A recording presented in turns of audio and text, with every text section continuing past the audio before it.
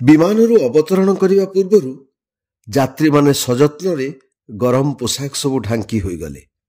ଶିଶୁମାନଙ୍କର ପିତାମାତା ସେମାନଙ୍କୁ ଗରମ ପୋଷାକରେ ଏପରି ଆବୃତ୍ତ କରି ରଖିଥିଲେ ଯେ କୁନି କୁନି ମୁହଁଟିମାନ ଦେଖିବା ନିମନ୍ତେ ବିଶେଷ ପ୍ରୟାସ କରିବା ପାଇଁ ପଡୁଥିଲା।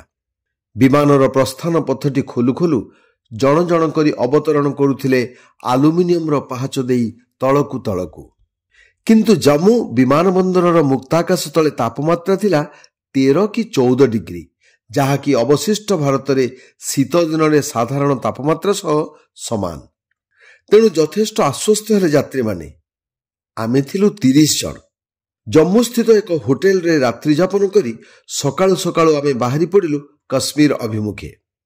କିନ୍ତୁ ହଁ, ସେଇ କାଶ୍ମୀର ନୁହେଁ ଯାହାକୁ ଦେଖିବାକୁ ଲକ୍ଷ ଲକ୍ଷ ଲୋକ ପ୍ରତିବର୍ଷ ଛୁଟି ଯାଆନ୍ତି ପରିଭ୍ରମଣରେ। ଆମ ଗନ୍ତବ୍ୟସ୍ଥଳ ଗୋଲମାର୍ଗ କି ସୋନମାର୍ଗ ନଥିଲା। ପେହେଲଗାମ କି ଦୁଧପଥରୀ କି ଦୁଧିଲା ପାସ୍ ଦେଖିବା ପାଇଁ ଯୋଜନା ନଥିଲା। ଡାଲ ହ୍ରଦରେ ଶିକାରର ମଜା ନେବା ମଧ୍ୟ ଏ ଦଳର ଆଭିମୁଖ୍ୟ ନଥିଲା।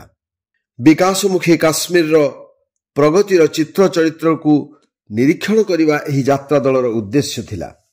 ଜମ୍ମୁରୁ କଟ୍ରାର ଦୂରତ୍ୱ ହେଉଛି ପାଖାପାଖି 50 କିଲୋମିଟର। କଟ୍ରା ଭାରତବାସୀଙ୍କ ପାଇଁ ଏକ ସୁପରିଚିତ ସ୍ଥାନ, କାରଣ ହିନ୍ଦୁ ଧର୍ମର ପରମ ଆରାଧ୍ୟା ଓ ସାକ୍ଷାତ ଦେବୀ ବୈଷ୍ଣୋଦେବୀଙ୍କ ମନ୍ଦିର ଏହିଠାରେ ଅବସ୍ଥିତ। ଯେଉଁମାନେ ବି ମାତା ବୈଷ୍ଣୋଦେବୀଙ୍କ ଦର୍ଶନ ପାଇଁ ଯାଆନ୍ତି ସେମାନେ ସଡ଼କ ପଥ ବା ରେଳପଥରେ ପ୍ରଥମେ କଟ୍ରାରେ ହିଁ ପହଞ୍ଚିଥାନ୍ତି।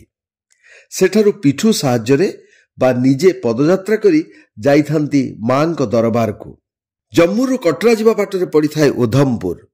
ଗତ 2 ଦଶନ୍ଧିରୁ ଅଧିକ କାଳ ଧରି ହିମାଳୟର ସେହି ଉପତ୍ୟକାରେ ନିର୍ମିତ ହେଉଛି ଭାରତର ସର୍ବାଧିକ ଆହ୍ୱାନପୂର୍ଣ୍ଣ ଓ ବ୍ୟୟବହୁଳ ରେଳପଥ। କଟ୍ରା ହେଉଛି ଜମ୍ମୁ କାଶ୍ମୀରର ରିୟାସି ଜିଲ୍ଲାର ଏକ ସହର, ଯାହାକି ସମୁଦ୍ର ପତ୍ତନଠାରୁ 2810 ଫୁଟ ଉଚ୍ଚରେ ଅବସ୍ଥିତ। ଚେନାବର ଉପନଦୀ ବଙ୍ଗାଙ୍ଗା ଏଠାରେ ପ୍ରବାହିତ। 1999 ମସିହାରେ ଭାରତୀୟ ରେଳପଥ ଆରମ୍ଭ କରିଥିଲା ଉଧମପୁର ଶ୍ରୀନଗର ବାରମୂଳା ରେଳ ସଂଯୋଗ ପ୍ରକଳ୍ପ। ଏହି ସେତୁ ଏପରି ପାର୍ବତ୍ୟାଞ୍ଚଳରେ ଅବସ୍ଥିତ ଯେ ସେଠାରେ ପହଞ୍ଚିବାକୁ କେବଳ 26 କିଲୋମିଟର ରାସ୍ତା ସହିତ 400 ମିଟର ସୁଡ଼ଙ୍ଗ ନିର୍ମାଣ କରିବାକୁ ପଡ଼ିଥିଲା। ନର୍ଦର୍ନ ରେଲୱେ ବା ଉତ୍ତର ରେଳପଥ ପକ୍ଷରୁ ଗଣମାଧ୍ୟମକୁ ସୂଚନା ଦିଆଯାଉଥିବା ବେଳେ ଆମ ଭିତରେ ଆଲୋଚନାରୁ ଜାଣିପାରି ସେଠାରେ କାର୍ଯ୍ୟରତ ଜଣେ ଇଞ୍ଜିନିୟର ହଠାତ୍ ଆମ ସହିତ ଓଡ଼ିଆରେ କଥାବାର୍ତ୍ତା ଆରମ୍ଭ କଲେ। ହଁ, ତାଙ୍କ ନାଁ ଥିଲା ରଶ୍ମି ରଞ୍ଜନ ମଲ୍ଲିକ। ସେ ଡେପୁଟି ଚିଫ୍ ଇଞ୍ଜିନିୟର ଭାବରେ ସେଠାରେ 8 ବର୍ଷରୁ ଅଧିକ କାଳ ଧରି ଭାରପ୍ରାପ୍ତ ଅଧିକାରୀ ଭାବେ କାର୍ଯ୍ୟ କରୁଛନ୍ତି। As a known as a thrift highest in the world କୁହାଯାଏ। ଏଇଟା ଆଇଫିଲ ଟାୱାରରୁ 35 ମିଟର, ଆଇଫିଲ ଟାୱାର 324 ମିଟର, ଏଇଟା 35 ମିଟର ହେବ ଦ୍ୟାଟ୍। ତେଣୁକରି ଏଠି ଯେତେବେଳେ ଆମେ ବ୍ରିଜଟା କରିବାକୁ ଯାଉଛୁ, ଏଇଟା କନେକ୍ଟ କରୁଛି Jammu Kashmir to rest of the world, ଇଣ୍ଡିଆକୁ। ରେଷ୍ଟ ଅଫ୍ ଇଣ୍ଡିଆ ହେଉଛି ଇଏ ହେଉଛି ସବୁଠୁ ବଡ଼ ଲାର୍ଜେଷ୍ଟ ସ୍ପାନ୍। 467 ମିଟର ହେଉଛି ଆର୍ଚ ସ୍ପାନ୍। ତାର ଅଦର ଏଣ୍ଡକୁ ବକଲ ଏଣ୍ଡ କହୁଛୁ, ଏଇଟା ଗୌରୀ ଏଣ୍ଡ, ସେଇଟା କହୁଛି ଜାମ୍ମୁ ଏଣ୍ଡ କହୁଛୁ, ଏଇଟା କହୁଛି Srinagar end. It connects between the Jammu to Srinagar. Chenab ସେତୁ 2ଟି ସୁଉଚ୍ଚ ପର୍ବତର ସଂଯୋଗ କରୁଛି। ଫିନଲାଣ୍ଡ, ଜର୍ମାନୀର ଦକ୍ଷ ଯନ୍ତ୍ରୀ ସହିତ ବେଙ୍ଗାଲୁରୁ ଓ ଦିଲ୍ଲୀ IITର ଯନ୍ତ୍ରୀଙ୍କର ଯୁଗ୍ମ ଉଦ୍ୟମରେ ନିର୍ମିତ ଏହି ସେତୁ ବିଶ୍ୱରେ ଅଦ୍ୱିତୀୟ।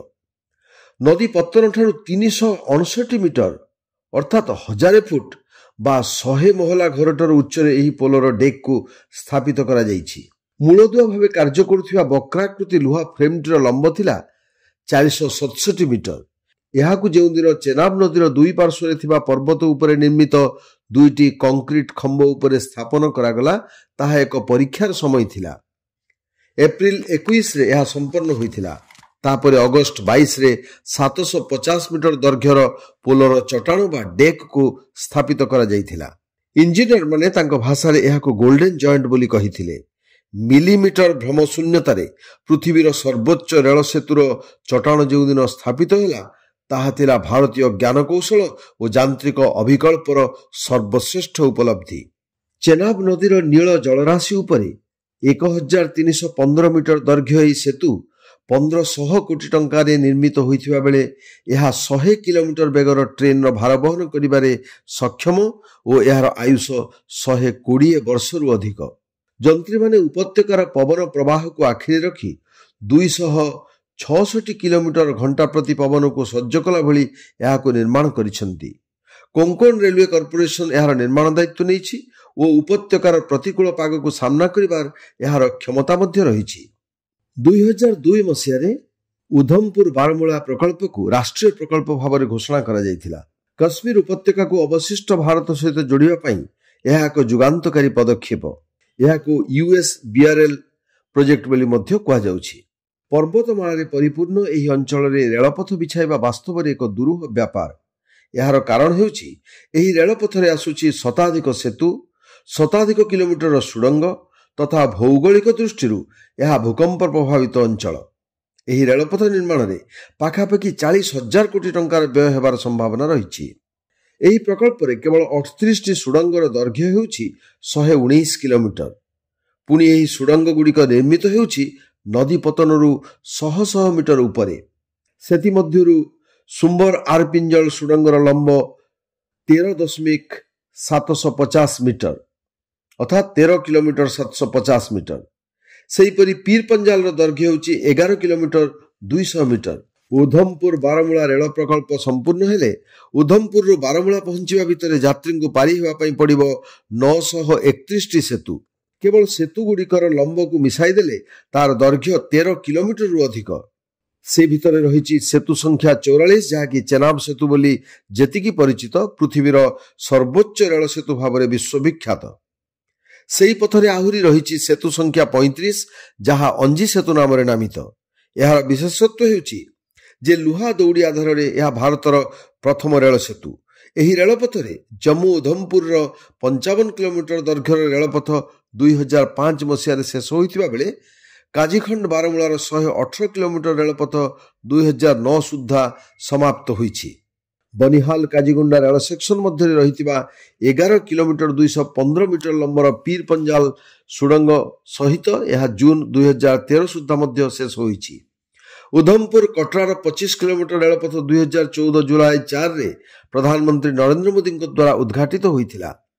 କଟ୍ରା ବନିହାଲର ଶେଷ ପର୍ଯ୍ୟାୟ କାର୍ଯ୍ୟରେ ଏବେ ଅନ୍ତିମ ସ୍ପର୍ଶ ଦେବାରେ ଲାଗିଛନ୍ତି ରେଳ ଯନ୍ତ୍ରୀ ଓ ଶ୍ରମିକମାନେ। 27ଟି ମୁଖ୍ୟ ସୁଡ଼ଙ୍ଗ ଓ 8ଟି ନିର୍ଗମନ ସୁଡ଼ଙ୍ଗକୁ ମିଶାଇ କେବଳ ସୁଡ଼ଙ୍ଗ କାର୍ଯ୍ୟ ଚାଲିଛି। ବର୍ତ୍ତମାନ 164 କିଲୋମିଟର ଏହି ସେକ୍ସନରେ ରିଆସି ଜିଲ୍ଲାରେ ହିଁ ରହିଛି 4ଟି ଷ୍ଟେସନ, ଯଥା ରିଆସି ବକଲ, ଡୁଙ୍ଗା ଓ ସାୱାଲକୋଟ। ରାମବନ ଜିଲ୍ଲାରେ ରହିଛି ସାଙ୍ଗଲଡାନ, ସୁମ୍ବର ଓ ଖାରି ଷ୍ଟେସନ। ସାଧାରଣତଃ ରେଳ ଷ୍ଟେସନ ଗୁଡ଼ିକ ସୁଡ଼ଙ୍ଗ ବା ସେତୁ ଉପରେ ରହୁଥିବା ବେଳେ ଏହି 7ଟି ଷ୍ଟେସନ ଆଂଶିକ ଭାବେ ସେତୁ ଉପରେ ବା ସୁଡ଼ଙ୍ଗ ମୁହଁରେ ଅବସ୍ଥିତ। ଅଞ୍ଜି ସେତୁର ଗୋଟିଏ ପଟେ 5 କିଲୋମିଟରର ସୁଡ଼ଙ୍ଗ ଓ ଅନ୍ୟ ପାର୍ଶ୍ୱରେ 3 କିଲୋମିଟର ସୁଡ଼ଙ୍ଗ। ଜମ୍ମୁରୁ 80 କିଲୋମିଟର ଦୂର ରିଆସି ଜିଲ୍ଲାରେ 2 ପର୍ବତ ମଝିରେ ନିର୍ମିତ ହୋଇଛି ଅଞ୍ଜି ଖାଡ ସେତୁ। ଏହା କେବୁଲରେ ଝୁଲୁଥିବା ଭାରତର ପ୍ରଥମ ରେଳ ସେତୁ।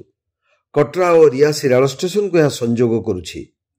ହିମାଳୟର ତରୁଣ ଅଥଚ ଅତ୍ୟନ୍ତ ଜଟିଳ ଏବଂ ଉତ୍ତୁଙ୍ଗ ଭଙ୍ଗୁର ପର୍ବତ ଉପରେ ଏହି ନିର୍ମାଣ କାର୍ଯ୍ୟ ଅତ୍ୟନ୍ତ କଷ୍ଟସାଧ୍ୟ ଥିଲା।